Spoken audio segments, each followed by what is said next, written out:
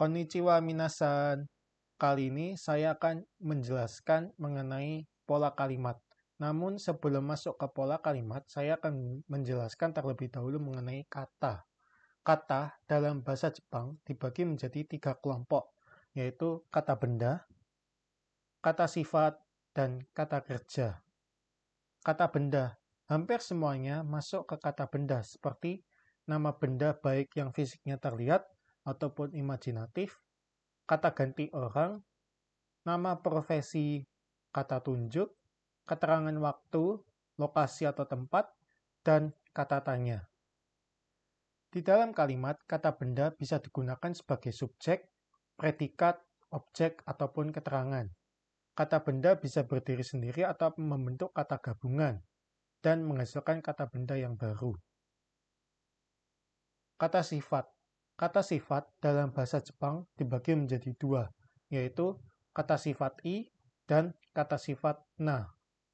Cara membedakannya adalah kata sifat i harus memiliki huruf i di akhir, seperti yasui, takai, atarashi, dan furui. Dapat dilihat bahwa kata sifat tersebut memiliki huruf i di akhir, atau hiragana i di akhir. Untuk kata sifat na, tidak memiliki huruf i di akhir, atau hiragana i di akhir, seperti hima, shinsetsu, kirei, dan yume.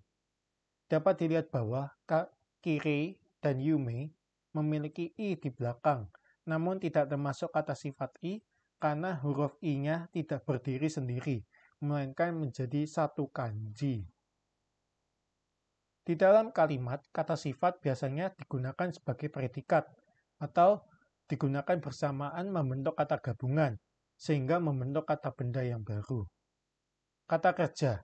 Kata kerja hampir dipastikan sebagai predikat, kecuali digabung dan membentuk kata benda yang baru. Ciri utamanya, di belakangnya pasti ada masnya.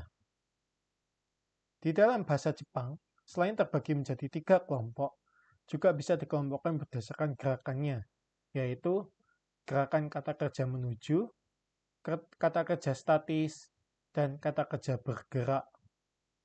Gerakan kata kerja menuju yang memiliki gerakan arah dari titik awal ke titik selanjutnya, dan terdiri dari 3 kata kerja saja, yaitu ikimas pergi, kimas datang, kaerimas pulang.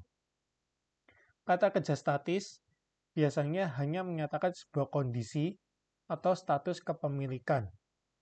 Kata kerja juga bisa dikatakan kata kerja statis apabila dalam konteksnya kegiatan kata kerja tersebut tidak dilakukan oleh subjeknya.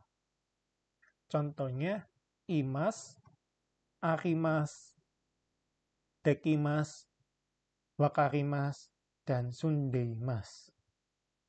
Gabungan kata. Di dalam bahasa Jepang, kita dapat menggabungkan beberapa kata seperti kata benda dengan kata benda dengan kata sifat, kata benda dengan kata kerja, kata sifat dengan kata sifat dengan kata kerja dengan kata kerja.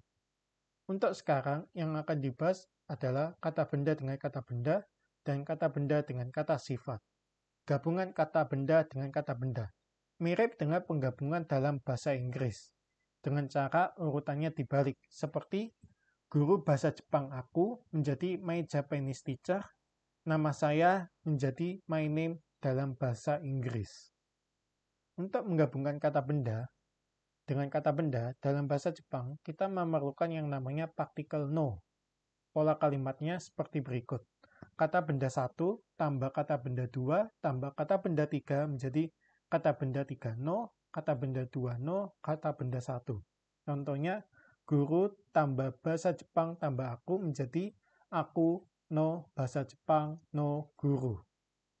Contoh lainnya, nama tambah saya menjadi saya no nama, mobil tambah kakak perempuan tambah aku menjadi aku no kakak perempuan no mobil. Gabungan kata benda dengan kata sifat. Untuk menggabungkannya, kita tidak perlu partikel. Kata sifatnya, cara penggabungannya tinggal dibalik dan jangan lupa tambahkan na setelah kata sifat. Atau pola kalimatnya, kata sifat na tambah kata benda. Contohnya, guru yang ramah menjadi ramana guru. Untuk kata sifat itu tinggal dibalik. Atau pola kalimatnya, kata sifat i tambah kata benda. Contohnya, tas baru menjadi baru tas. Untuk latihan soalnya, teman-teman bisa menjawabnya di kolom komentar ya. Untuk latihan soalnya, ubah ke dalam bahasa Jepang, seperti yang dicontoh sebelumnya. Tidak perlu menggunakan hiragana atau kanji, cukup seperti ini. Tas baru menjadi baru tas dalam bahasa Jepang. Hai, kokomade desu. Arigatou gozaimasu minasan. Ja matane. Sampai jumpa di video selanjutnya.